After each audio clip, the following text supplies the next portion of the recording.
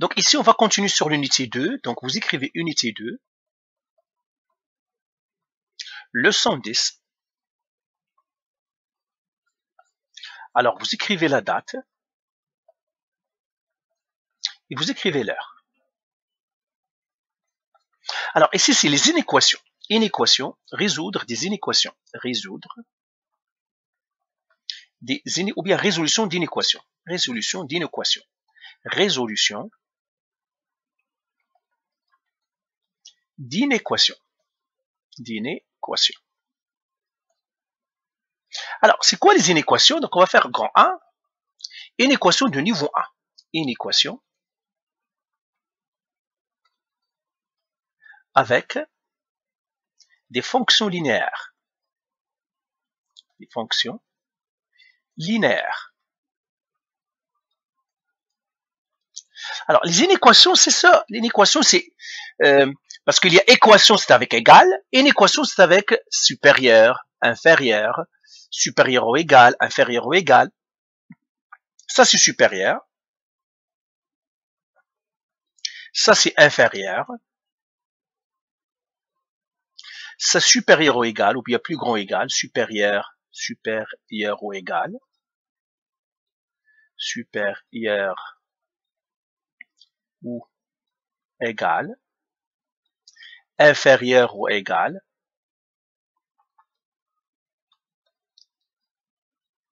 aussi plus grand, plus petit, hein, plus grand,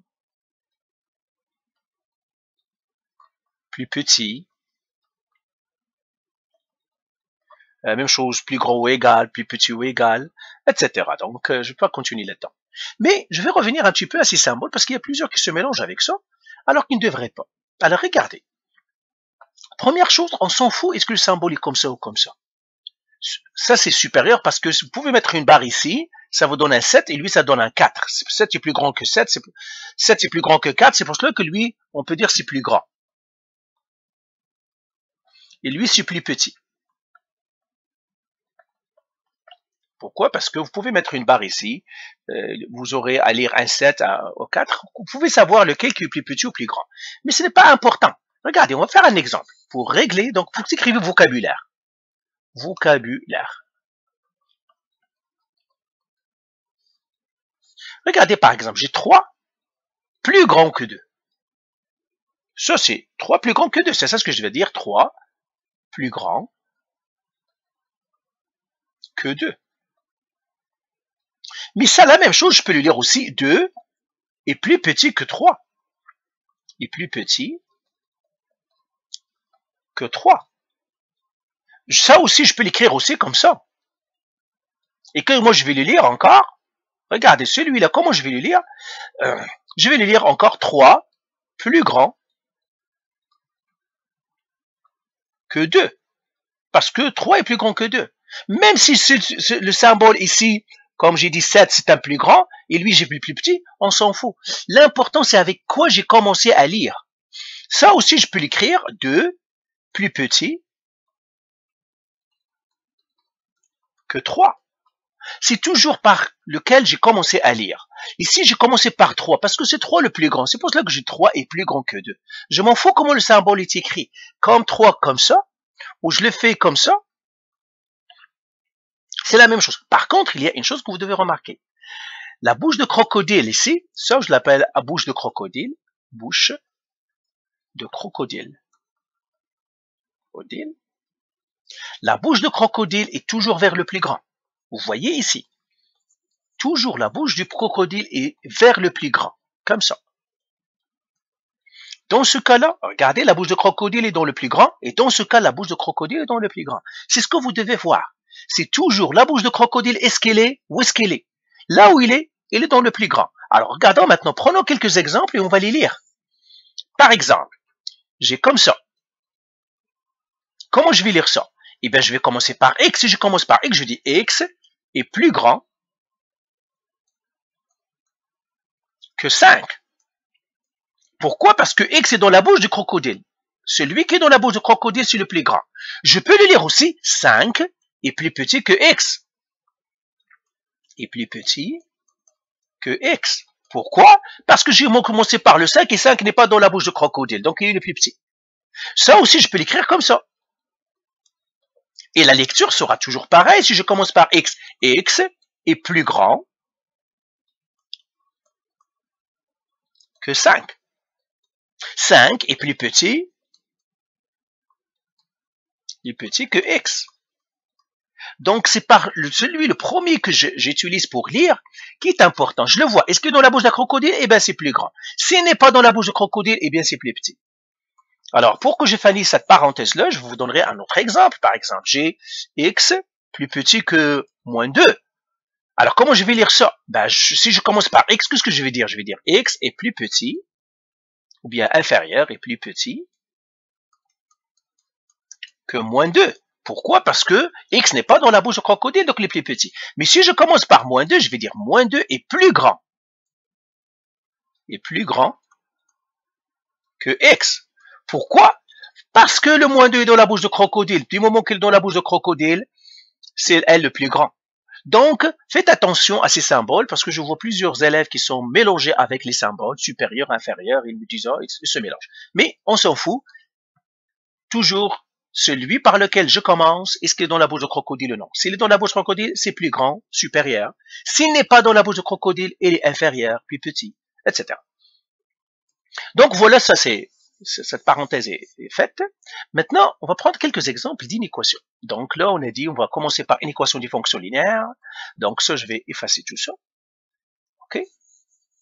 Et maintenant, je vais prendre quelques exemples. Donc, exemple. Par exemple, j'ai 3x plus 6 plus grand ou égal à 8. J'aimerais savoir quels sont les x pour que ça soit plus grand ou égal à 8. Ça veut dire peut-être que 8, c'est le minimum que je dois avoir, etc. Comment je vais isoler la variable ici? Eh bien, je vais isoler la variable de la même manière que j'ai fait toujours par avec égal. Seulement, il y a un petit détail dont on parlera. Mais tout le reste est le même. Alors, comment je vais isoler? C'est comme si c'est égal celui-là. Comme ça c'est comme c'est égal. Qu'est-ce que je vais faire? Je dois ramener le plus 6 de l'autre côté. Qu'est-ce que je dois faire? Je dois faire moins 6 et moins 6. Et là, ça me donnerait 3x supérieur ou égal 8 moins 6, 2. Je divise par 3, x supérieur ou égal à 2 sur 3. Donc, c'est ça ma réponse. Donc, je peux réponse x supérieur ou égal à 2 tiers. Vous voyez pourquoi j'ai dit supérieur ou égal? Parce que x est dans la bouche du crocodile. C'est ce que j'ai dit. Donc, c'est ça ma réponse. C'est ça la solution. Tous les x qui sont plus grands ou égal à 2 sur 3, ils sont bons. Alors, deuxième exemple. Donc, ça, c'est exemple 1. Exemple 2. Pardon. Ah. Ben lui, mais c'est lui. Exemple 2. J'ai par exemple 5x moins 4 plus petit ou égal à 12. Encore, bah, je ne mettrai pas 12, mais je mettrai peut-être 16. Encore une fois, je résous l'équation comme normal. Donc, j'ai le moins 4 que je dois passer de l'autre côté, comme si c'était un égal ici. Hein. Le moins 4, je le passe de l'autre côté. Ça va faire plus 4. Plus 4. Et là, ça me fera 5x plus petit ou égal à 20. Je divise par 5, x plus petit ou égal à 4. Réponse, x plus petit ou égal à 4. Donc, vous voyez, je utilise une équation comme normaux.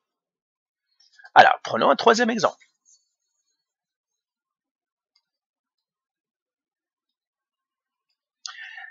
Moins 3x plus 6 plus grand ou égal à 18. Encore une fois, je vais résoudre d'une manière normale. Je passe le plus 6. Je vais le passer de l'autre côté. Ça va faire moins 6. Lui aussi, ça serait moins 6. Ça serait moins 3x supérieur ou égal à 12. Je divise maintenant par moins 3. Et là, il faut faire attention. C'est le seul piège où il ne faut pas tomber. Je mettrai x ici. Je ne dois pas mettre supérieur ou égal 12 moins 4. Je ne dois pas faire ça. Je dois faire inférieur ou égal. Je dois changer le signe. Pourquoi? Parce que je divise par un négatif. Alors, je vais le faire ici. Si on divise par un négatif, on divise par un négatif. On change le signe. On change le signe. Ça veut dire si c'est plus grand ou égal, il devient plus petit. Ça veut dire il change de bord. Comme ça, il devient comme ça. Comme ça, il devient comme ça. Donc il change de bord. S'il est comme ça, il devient comme ça. S'il est comme ça, il devient comme ça. Il change de bord. C'est comme un miroir. Quand je divise par un négatif, alors, très important, c'est la seule règle. Quand je isole ma variable, tant que je ne divise pas, je n'ai aucun problème. Mais dès que je divise, je dois regarder, est-ce que je divise par un positif ou un négatif? Si je divise par un positif, pas de problème. Mais si je divise par un négatif, je dois changer le signe. Est-ce que cette règle est claire? Je laisserai ça ici, je passerai à une autre page. Donc, c'est ça. Je passerai à une autre page, donc un exemple 4. Ici, exemple 4. Ici, j'ai moins 3x moins 9 inférieur ou égal à moins 12. Ah, plus 12.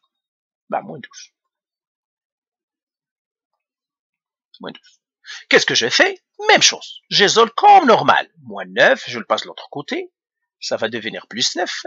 Donc, je dois faire ici plus 9, plus 9. Ça me donnerait moins 3x inférieur ou égal à moins 12 plus 9. Ça me donnerait moins 3. Je divise par moins 3. Du moment que je divise ici, je divise par moins 3, je change le signe. Parce que dès le moment que je divise par un négatif, je change le signe. Je m'en fous, est-ce que les autres nombres sont négatifs ou non. C'est lui qui m'intéresse, parce que je divise par lui. Dès que je divise par un négatif, je change le signe. Alors là, ça va rester x, moins 3 qui divise moins 3, c'est 1. Et là, j'écris réponse,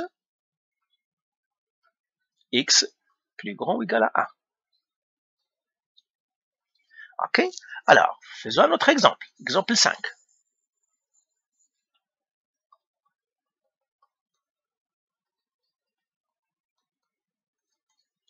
Alors, j'ai 6 moins 4x inférieur ou égal à je mettrai 18. Encore une fois, je résous mon système normal. Le plus 6 ici, je dois le changer de place. Ça va devenir moins 6. Donc, j'écris moins 6 ici, moins 6 ici. Donc, ça ferait moins 4x inférieur ou égal à 12.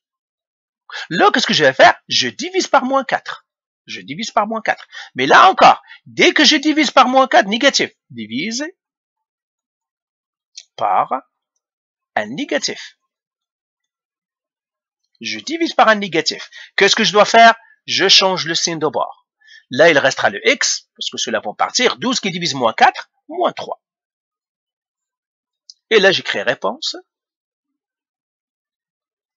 X supérieur ou égal à moins 3. Alors, faisons exemple 6. Ah, je vous le laisse pour écrire. Je donnerai le temps. Voilà, je vous ai donné le temps. Voilà, je le fasse tout. Exemple 6.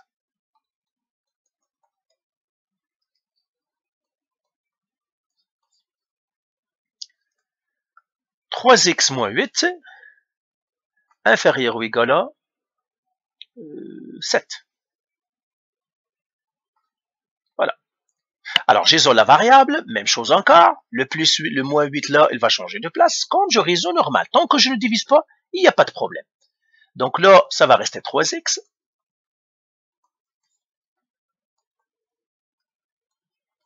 Inférieur ou égal à 7 plus 8. Donc ça va être plus 8 ici, plus 8 ici. 3x inférieur ou égal à 15.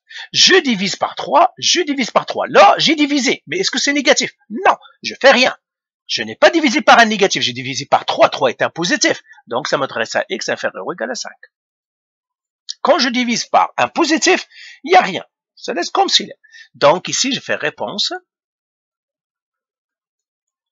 x inférieur ou égal à 5. Alors, on va faire deux derniers exemples et c'est tout. Maintenant, vous avez compris qu'est-ce qu'il faut faire. Quand j'isole la variable des équations affines, eh bien, je fais comme si c'était égal, seulement je dois faire attention quand je divise par un négatif.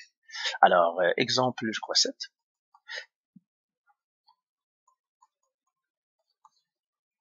J'ai 3x plus 8 inférieur ou égal à 5x moins 10.